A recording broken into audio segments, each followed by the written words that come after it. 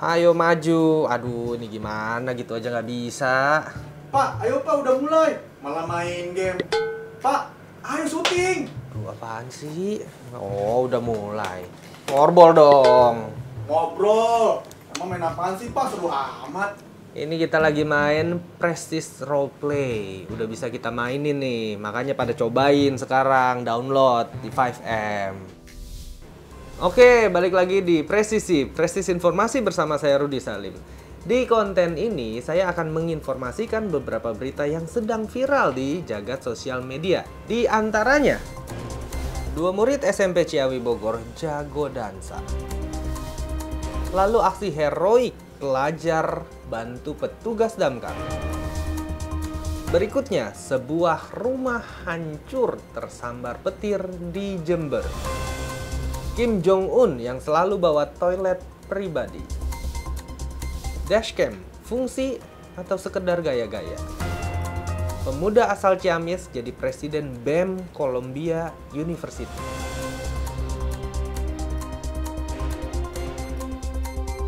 Info pertama, 2 murid SMPN 1 Ciawi jago dansa, namun bakat murid tersebut malah mendapatkan cibiran negatif dari netizen. Melihat itu, Agnes Monica geram lalu memberikan support kepada mereka dengan mengundang langsung untuk melihat kebolehan murid tersebut dalam berdansa. Ternyata murid itu merupakan atlet dari cabang olahraga dance sport dan sudah memenangkan medali emas Porprov Jabar tahun 2022. Kesha dan Devina, 2 murid yang jago dance ini bahkan berhasil membuat Erick Thohir terpukau dan memberikan mereka beasiswa. Aduh, emang nih kebiasaan orang kita itu suka ngejudge seseorang dari sampulnya aja, bukan dari isinya. Ini anak hebat dan berprestasi. Nggak kayak kalian yang suka komen julid. Nanti pas dilaporin polisi nangis-nangis lagi, minta maaf ujungnya. Justru bakat anak-anak kita ini kita dukung biar bisa go internasional. Ini anak juga jogetnya bukan asal-asalan, bukan kayak joget pargoy atau Wing Chun asal-asalan gitu kan. Pokoknya ini buat Devina dan Kesha, saya dukung terus. Semoga nanti bisa masa depan kalian berdua membawa harum nama Indonesia lewat dance sport. Sebuah video menunjukkan aksi seorang pelajar SMP yang bernama Alvin berinisiatif membukakan jalan untuk petugas damkar yang mengalami kesulitan saat melintas di kawasan Empang, Bogor. Alvin bercerita saat dirinya pulang sekolah dan menunggu angkutan umum. Tiba-tiba terdengar suara sirine pemadam kebakaran yang tidak bisa bergerak karena padatnya lalu lintas. Alvin sendiri tidak mengetahui kalau aksi terpujinya tersebut viral lantaran ia tidak memiliki akun media sosial. Berkat keberanian dan kepedulian Alvin, Wali Kota Bogor, Bima Arya pun mengunjungi rumahnya serta berbincang-bincang dengan bocah tersebut. Hingga pada akhirnya Wali Kota Bogor memberikan hadiah kepada Alvin berupa sepeda, sepatu, buku, dan lain sebagainya. Hebat nih si Alvin bocah dari Bogor. Dia berani turun ke jalan buat bantuin damkar, bukan buat tawuran. Seharusnya malu nih kalau yang pada suka tawuran di jalan. Udah rugiin diri sendiri, rugiin orang lain juga kan. Perbuatan si Alvin ini ngingetin saya dulu waktu zaman sekolah. Jadi saya juga pernah lagi nunggu angkutan umum, terus lihat nenek-nenek di pinggir jalan. Langsung aja saya inisiatif seberangin nenek-nenek itu. Tapi malah saya diomelin. Ternyata neneknya bukan mau nyebrang, tapi emang lagi nunggu jemputan sama anaknya. Kacau deh saya. Sebuah rumah di Jember, Jawa Timur tersambar petir hingga membuat hancur rumah tersebut. Diduga petir menyambar jalur wifi yang terpasang di rumah itu.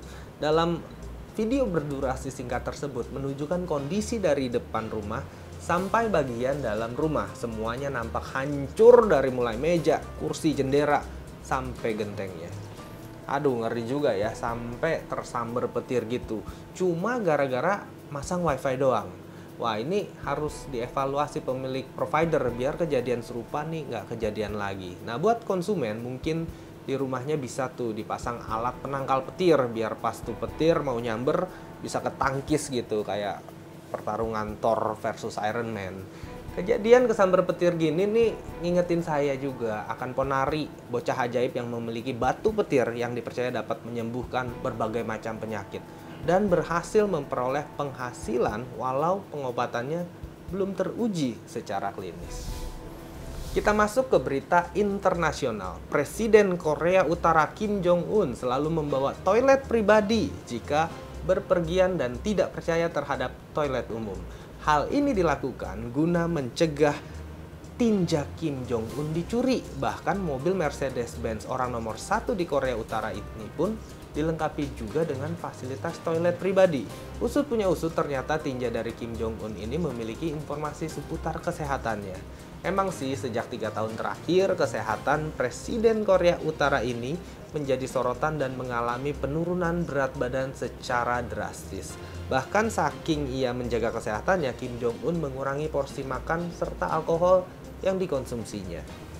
Gokil ya, Presiden satu ini emang parnonya bukan main. Sampai-sampai tinjanya aja dilindungin biar nggak bocor. Orang mah genteng rumah yang dijaga biar nggak bocor. Tapi coba kita mikir deh, kalau misal toiletnya dibawa mulu, itu pas pampresnya apa nggak ikut kebauan apa ya? Terus si Kim Jong-un kagak risih apa? Misalnya pas dia lagi ngeden, suara tinjanya nyemplung, plung ke toilet, bunyinya kan pasti kenceng. Apalagi seandainya kalau Kim Jong-un lagi diare. Tapi kira-kira Kim Jong-un pernah nggak ya rasain toiletnya mampet misalnya? Terus panggil tukang sedot WC gimana tuh? Tren modifikasi mobil kian berkembang. Tak hanya menyoal penampilan, tapi juga melihat fungsi dan kegunaan. Salah satunya adalah maraknya pemasangan dashcam. Dashcam merupakan alat modul kamera yang umumnya diletakkan di bagian kaca depan dan kaca belakang mobil. Fungsinya, mereka setiap kejadian dan peristiwa yang terjadi di depan maupun belakang mobil, semua rekaman biasanya akan disimpan dalam kartu memori maupun penyimpanan digital. Seiring berkembangnya waktu, banyak pilihan dashcam di pasaran dengan harga yang beragam. Pengamat otomotif dan akademisi Institut Teknologi Bandung, Yanes Martinus menilai, untuk saat ini kebutuhan dashcam di Indonesia baru sebatas aksesoris tambahan. Menurut Yanes, perangkat dashcam pada mobil sangat penting. Ia memberikan contoh beberapa negara lain yang sudah menerapkan regulasi penggunaan dashcam. Mengingat fungsinya sangat berguna seperti dapat menjadi alat bukti kejahatan atau semacamnya. Terkait tentang penggunaan dashcam ini, kami akan menanyakan langsung kepada masyarakat dan sudah ada reporter kami di lapangan. Silakan Aditya. Terima kasih Rudi Salim. Sekarang saya sudah berada di tengah masyarakat dan akan menanyakan langsung terkait fungsi dari dashcam itu penting atau hanya sekedar gaya-gayaan. Di samping saya sudah ada Mas siapa? Robert. Baik Mas Robert, saya akan bertanya langsung terkait dashcam menurut Mas Robert itu penting atau sekedar gaya-gayaan? Oh, kalau itu sih balik lagi ke orang ya Mas ya. Tapi kalau menurut saya ya penting sih. Karena kan sekarang lagi rawan perampokan, maling, begal gitu-gitu. Nah selain itu kan ngebantu pihak berwajib juga biar ada buktinya kalau ada tindak kejahatan kayak gitu.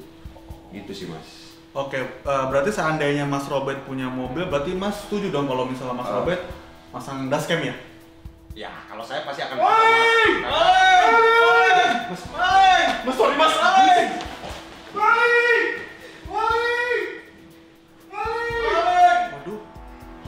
Waduh, ternyata yang wawancara maling. Aduh, kenapa reporter saya malah wawancarainnya maling ya? Besok-besok di riset dulu narasumbernya. Aduh, kacau. Lagi-lagi pemuda Indonesia bikin bangga di mata internasional. Deris Negara, pemuda asal Ciamis bikin harum nama Indonesia karena dia berhasil menduduki jabatan sebagai Presiden BEM School of International and Public Affairs Columbia University, New York, Amerika Serikat.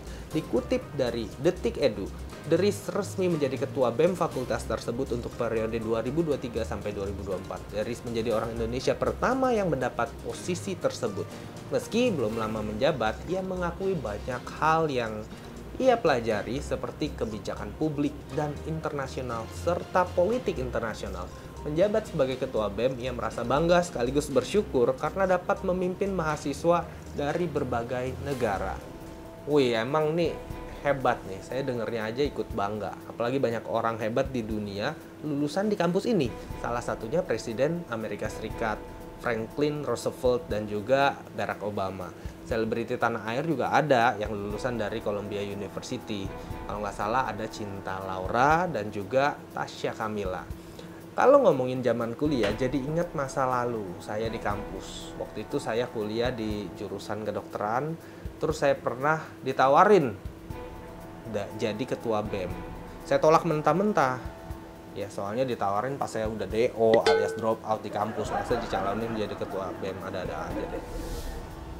Oke, daripada makin runyam, itu aja informasi yang tidak bermanfaat yang bisa saya sampaikan. Kalau kalian suka dengan konten ini, jangan lupa kasih kritik dan saran di kolom komentar. Dan jangan lupa like, subscribe channel Presis Production. Sampai jumpa di Presisi Informasi bersama saya, Rudi Salim.